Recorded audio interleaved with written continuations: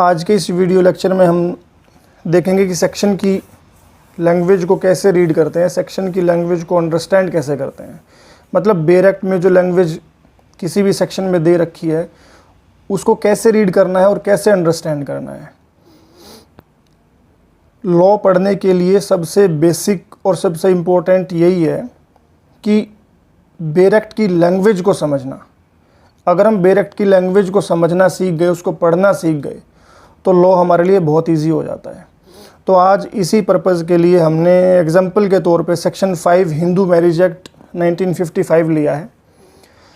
तो हम साथ साथ सेक्शन को भी पढ़ेंगे, लैंग्वेज को भी अंडरस्टैंड करेंगे, सेक्शन को ब्रेक करके पढ़ेंगे और सेक्शन के अंदर जो भी इम्पोर्टेंट फैक्ट्स हैं, पॉइंट्स हैं, हम साथ साथ वो तो देखते ही चलेंगे। So without wasting the time let's start. Condition for a Hindu marriage.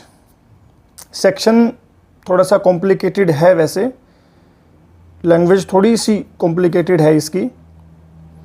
सो किसी को कम कॉम्प्लिकेटेड लग सकती है, किसी को थोड़ी सी ज़्यादा कॉम्प्लिकेटेड लग सकती है। सो देखते हैं हम सबसे पहले सेक्शन की लैंग्वेज को ही रीड करते हैं एक बार। Condition for a Hindu marriage. A marriage may be solemnized between any two Hindus if the following conditions are fulfilled. Namely, नीचे ये condition दी हुई है। So a marriage may be solemnized between any two Hindus. किन्हीं भी दो हिंदू के बीच में जो मैरिज है वो सोलमनाइज्ड की जा सकती है, संपूर्ण की जा सकती है, अगर if the following conditions are fulfilled. अगर नीचे दी गई कंडीशन जो है वो फुलफिल अगर आप करते हो, अगर वो पार्टीज़ है वो फुलफिल करती हैं तो। सो इस सेक्शन में हिंदूज़ के बारे में बताया हुआ है। हिंदूज़ वर्ड यहाँ पे यूज़ किया हुआ है, लेकिन हिंदू वर्ड जो है ये सिर्फ हिंदूज़ के लिए नहीं है। यहाँ पे ये हिंदू वर्ड यूज़ तो किया हुआ है, लेकिन इस हिंदू वर्ड में और भी लोग हैं जो कि जैसे कि बुद्धिस्ट हैं, जैन हैं, सिख हैं, वो भी इसमें आते हैं। सो जहाँ भी हिंदू पूरे सेक्शन में, पूरे बेयर एक्ट में यूज़ किया गया है, वहाँ पर इस हिंदू वर्ड में बुद्ध, जैन और सिख ये भी इंक्लूड हैं। और अगर इनके अलावा अगर बात करी जाए तो इसमें जो भी मुस्लिम नहीं है, क्रिश्चियन नहीं है, पारसी नहीं है, जू नहीं है बाय रिलीजन, वो लोग भी इसमें इंक्लूड हैं। सो इसको थोड़ा सा ब्रॉड वर्ड को मीनिंग दिया गया है यहाँ पे। इसके लिए आप सेक्शन 2 पढ़ेंगे तो उसमें क्लियरली बताया हुआ है कि हिंदू वर्ड में क्या क्या इंक्लूड है। सो हमें दिमाग में ये लेकर चलना है कि इसमें सिर्फ हिंदू इंक्लूड नहीं है, इसमें बुद्ध, जैन और सिख भी इंक्लूड हैं, और वो लोग भी इंक्लूड हैं जो कि मुस्लिम, क्रिश्चियन, पारसी और जू बाय रिलीजन नहीं है, इसमें वो भी इंक्लूड हैं। सो हम देखते हैं कि if the following conditions are fulfilled, neither party has a spouse living at the time of marriage. At the time of marriage, शादी के टाइम पे नीदर पार्टी, किसी भी पार्टी की स्पाउस लिविंग नहीं है। अगर ये कंडीशन पार्टीज हैं वो फुलफिल अगर करती हैं तो मैरिज में be solemnised between any two Hindus, उनके बीच में शादी हो सकती है। इफ़ अगर neither party has spouse living at the time of marriage, अगर शादी के टाइम पे किसी भी पार्टी का लड़का है तो उसकी जो वाइफ है वो जीवित नहीं होनी चाहिए, अगर लड़की है तो उसकी तरफ से उसका हस्बैंड जीवित नहीं होना चाहिए। नेक्स्ट कंडीशन क्या है कि at the time of marriage neither party. So हमें ये कहाँ से पढ़ना स्टार्ट करना है। हम ऊपर जहाँ पर हमने हिंदूज़ के बाद में if the following conditions are fulfilled, so ये जो इफ़ है, अगर ये कंडीशंस फुलफिल होती हैं, नीचे जितनी भी कंडीशन दी हुई हैं उन सभी के आगे हमने इफ़ लगा के पढ़ना है। If neither party has a spouse living, if at the time of marriage neither party is incapable of giving a valid consent to it। अगर at the time of marriage, शादी के समय neither party, कोई भी party नहीं है, is incapable of giving a valid consent to it, मतलब शादी के लिए वैलिड कंसेंट देने में इनकैपेबल नहीं है। तो क्या होगा? इन consequence of unsoundness of mind. तो उनकी जो मैरिज है वो हो सकती है। दोबारा से एक बार ध्यान से देखेंगे। If the following conditions are fulfilled, हमने ये पूरा नहीं पढ़ना है, हमने इफ़ यहाँ से उठाना है। If at the time of marriage neither party is incapable of giving a valid consent to it in consequence of unsoundness of mind. अगर अनसाउंडनेस ऑफ माइंड की वजह से, इन कॉन्सिक्वेंस ऑफ के परिणाम स्वरूप या इसकी वजह से, मतलब अनसाउंडनेस ऑफ माइंड की वजह से अगर कोई भी पार्टी वैलिड कंसेंट देने में इनकैपेबल नहीं है तो शादी हो सकती है। ध्यान से देखना इस चीज़ को। अगर माइंड जो है पार्टी का वो अनसाउंड है, जो पार्टी का वो अनसाउंड है और अनसाउंडनेस की वजह से वैलिड कंसेंट देने में इनकैपेबल नहीं है, मतलब अयोग्य नहीं है, मतलब वैलिड कंसेंट दे सकते हैं, तो फिर शादी हो सकती है। नेक्स्ट पॉइंट देखते हैं। अब जो eight the time of marriage neither party, अब ये लाइन जो है, ये लाइन यूं की यूं हमने उठा के इस पॉइंट के सामने पढ़नी है। At the time of marriage neither party दो capable of giving a valid consent has been suffering from mental disorder of such a kind or to such an extent as to be unfit for marriage and the procreation of children। फिर से पढ़ते हैं। Eight the time of marriage neither party, अब हमने क्या करना है, हमने ये वाला पार्ट यहाँ 2 से लेके कंसेंट तक, हम इस पार्ट को बाद में पढ़ेंगे। हैज़ से और ये नीदर पार्टी यहाँ से लेके हमने यहाँ पर जोड़ना है इसको। At the time of marriage neither party has been suffering from mental disorder, मतलब शादी के समय पे कोई भी पार्टी मेंटल डिसऑर्डर से सफरिंग नहीं होनी चाहिए।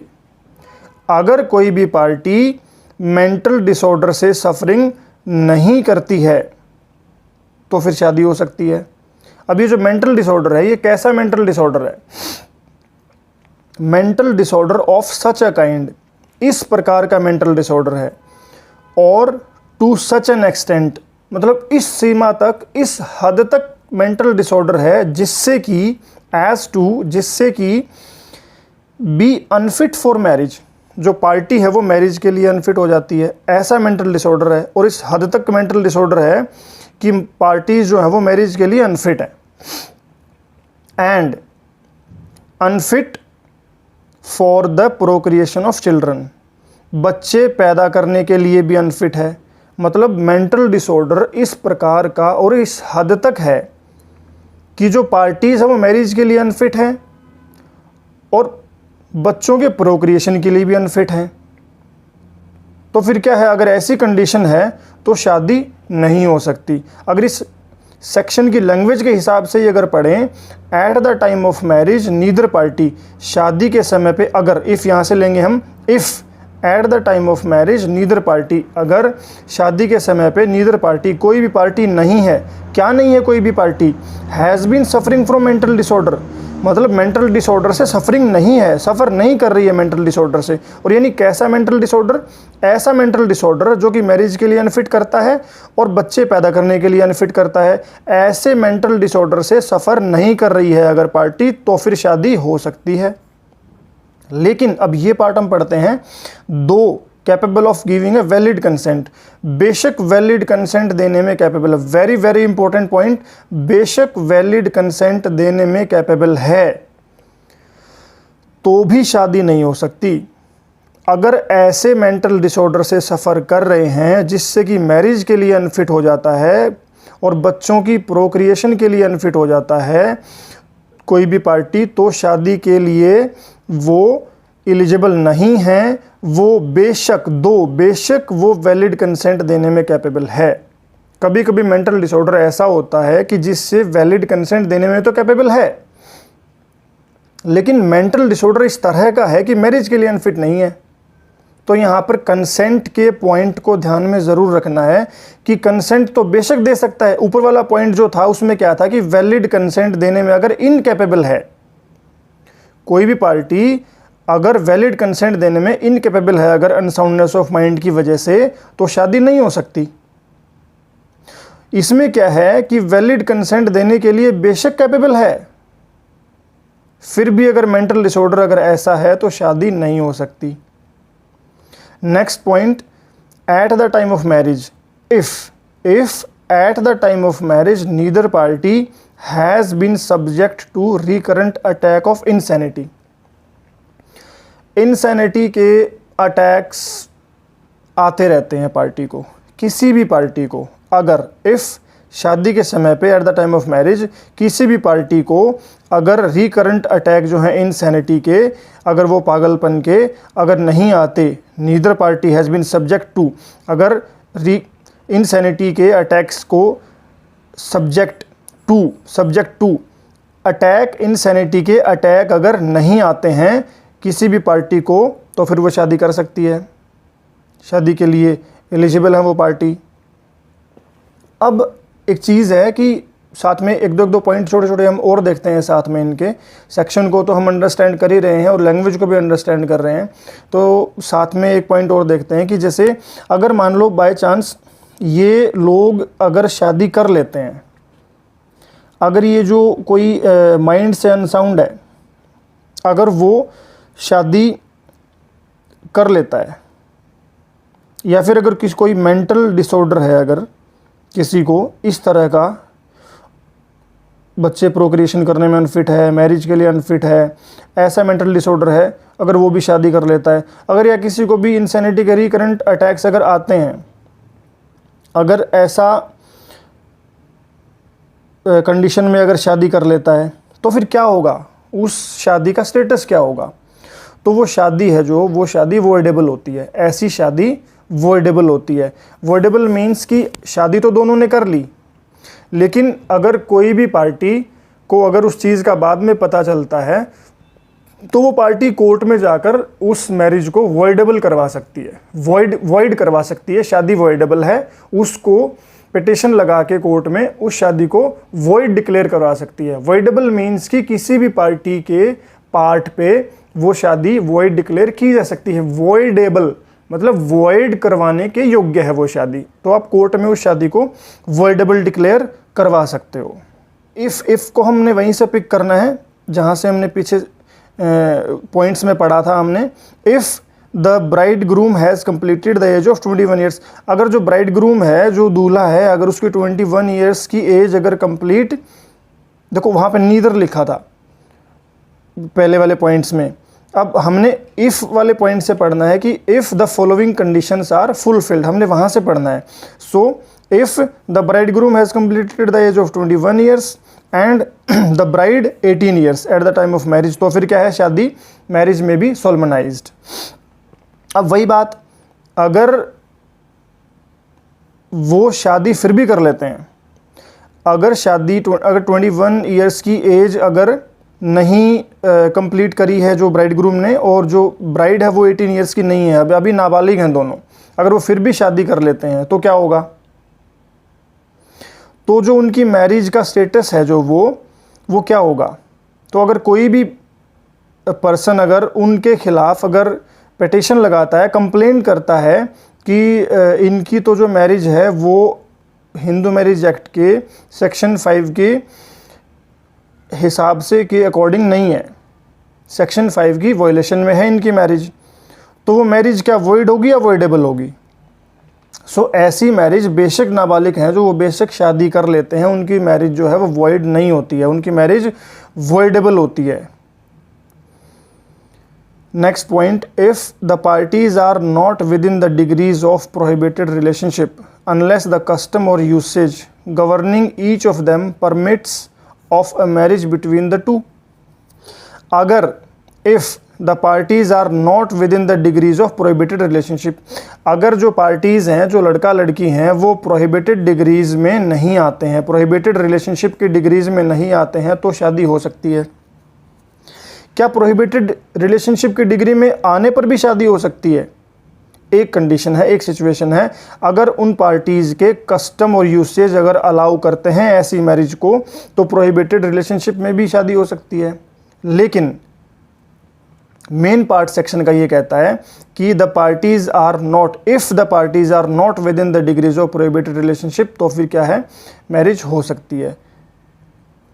नेक्स्ट पॉइंट देखते हैं, if the parties are not sapindas of each other, अगर पार्टीज एक दूसरे के स्पिंडा रिलेशनशिप में नहीं आती हैं तो भी शादी हो सकती है। लेकिन क्या अगर स्पिंडा रिलेशनशिप में आने के बावजूद भी शादी हो सकती है? अब अगर अगला पार्ट पढ़ेंगे तो उससे यही क्लियर हो जाएगा हमारा। Unless the custom or usage governing each of them permits of a marriage between the to, जब तक कि कस्टम और यूसेज उन पार्टीज का मैरिज परमिट नहीं करता है तो क्या है, तो स्पिंडा रिलेशनशिप में शादी नहीं होगी। अगर उन पार्टीज का कस्टम जो है अलाउ करता है स्पिंडा रिलेशनशिप में मैरिज को, तो फिर तो स्पिंडा रिलेशनशिप में होने के बावजूद भी शादी हो सकती है। अदरवाइज हिंदू मैरिज एक्ट के हिसाब से स्पिंडा रिलेशनशिप में अगर जो पार्टीज़ अगर आती हैं तो शादी नहीं हो सकती। और अगर इन दोनों सिचुएशन में अगर प्रोहिबिटेड रिलेशनशिप की डिग्री में शादी कर लेते हैं अगर, और स्पिंडाज हैं अगर एक दूसरे के, अगर वो भी शादी कर लेते हैं, तो ऐसी शादी का स्टेटस क्या होगा? ऐसी शादी वॉइड होती है, ऐसी शादी का कोई स्टेटस नहीं होता। This marriage is void ab initio. Section 11 of Hindu Marriage Act declares that, makes it clear that such types of marriage are void.